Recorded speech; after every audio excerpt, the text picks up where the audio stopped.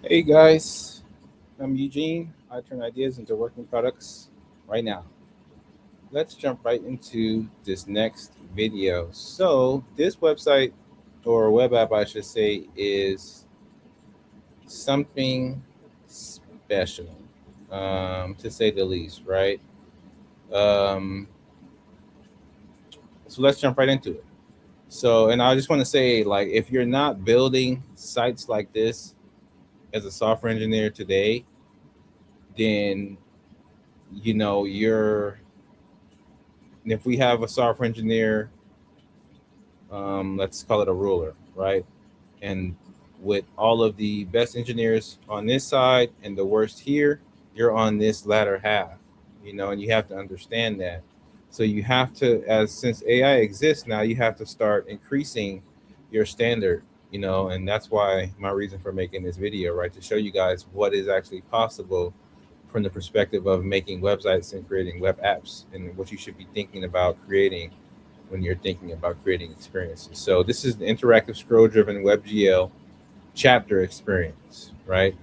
So let's go through it. So I'm just going to start scrolling here.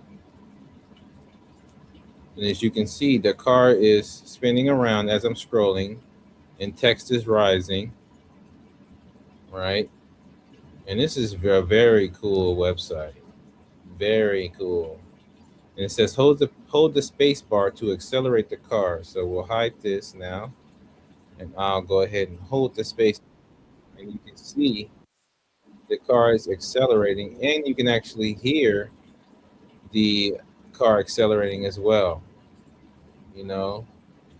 And so this is very cool. Obviously, the background is sort of like a still image, and you kind of just have it moving around. So let me continue to scroll. Okay. Then we have our camera changing. We're going up into the sky.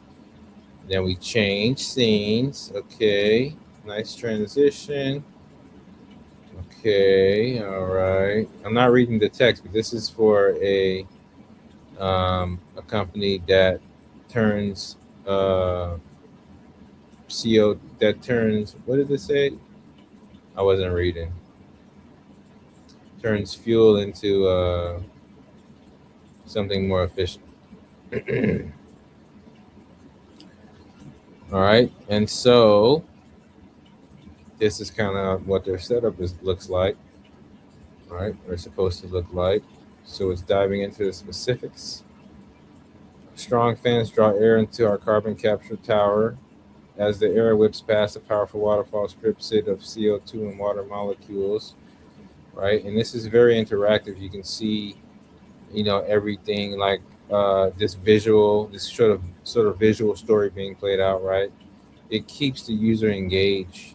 As they stream into the forest, the molecules are energized by renewable power to form hydrocarbons that can be made into any type of fuel.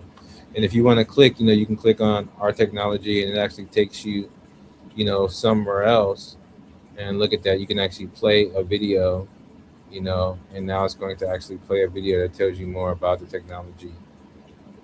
And if you look at the video player, if you look at all of this, even this page here, um, it's this website is, I want to say this is the standard of what innovation looks like today. And there's other ones too, but let's keep going through it as if we didn't click technology. And we'll go more into the technical side here in a bit. I just want to kind of go through all of the websites so you see exactly how cool it is. And I'm just scrolling. I didn't do anything but come here and scroll, right? And so you can press the space bar all throughout this to sort of fill the tank and do different things, right?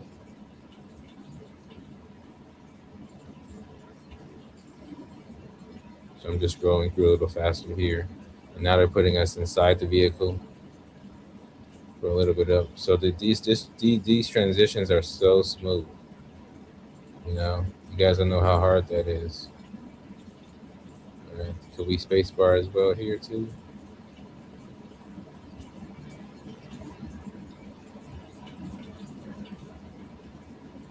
Wow. So many scenes. And then now we have a chapter 2. So look at how interactive this thing just keeps going and going and going. And hold on. And this was made. Let me get more into talking about this. So this site was actually produced by Active Theory, and it won the awards site of the day, right? With WebGL called out as a core part of the build. So Active Theory actually did a case study on this, explaining the core concept. It's a scrolling narrative split into chapters with 3D scenes, camera moves, and interactive moments tied to scrolling keyboard input. The scroll page is actually a 3D camera timeline, right? They explicitly describe building a system where each scene has a start and end camera, and artists can tweak parameters live to control the camera flow as you scroll. Um, Now, Active Theory also talks about lowering the frame rate for certain background effects while keeping main motion smooth, only rendering one scene per frame. This is called their ping pong trick to prevent draw call overload on the low power devices. And it looks like they're using Fastly for CDN and load balancing.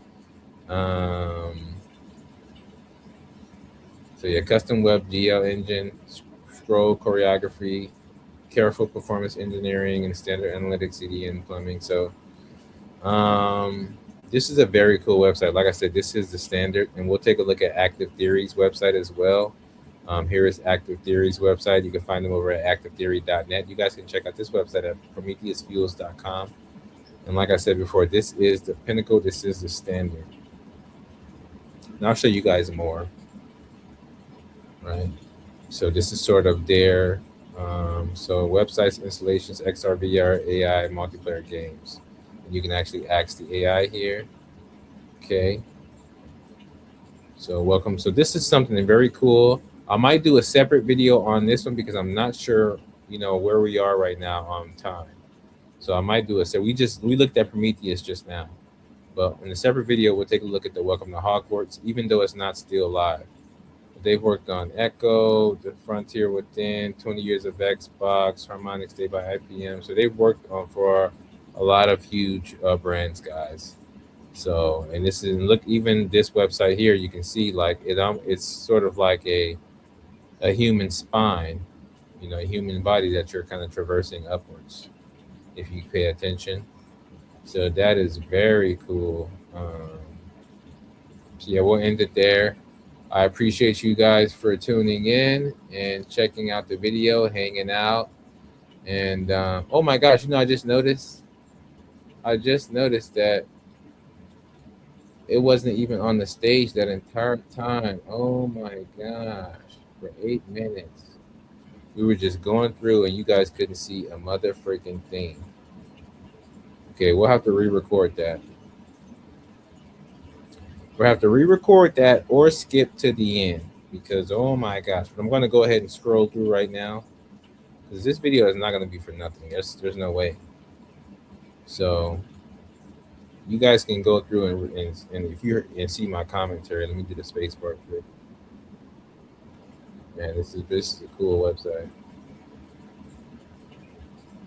So all I'm doing is scrolling through. All I'm doing is scrolling through on this website.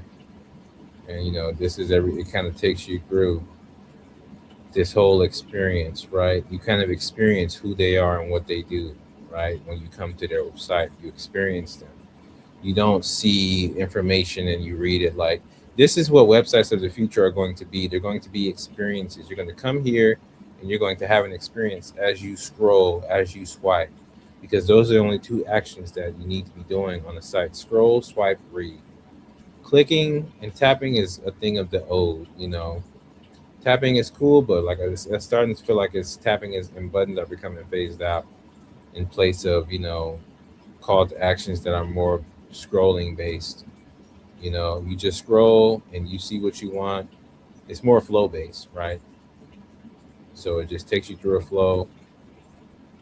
And then we'll look at Active Theory's website again really quickly as I was speaking about it. As you come down here, you can kind of see, and I've never actually taken a look at their games. It looks like they have multiple sections.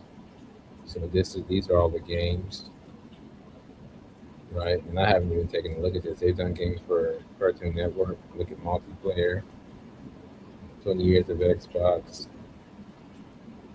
Then you have XR, VR, AI. But then you just have a bunch of stuff on your portfolio. So yeah, we'll wrap it up there, guys. Hope you guys enjoyed the video, enjoyed the content, and as always, keep coding.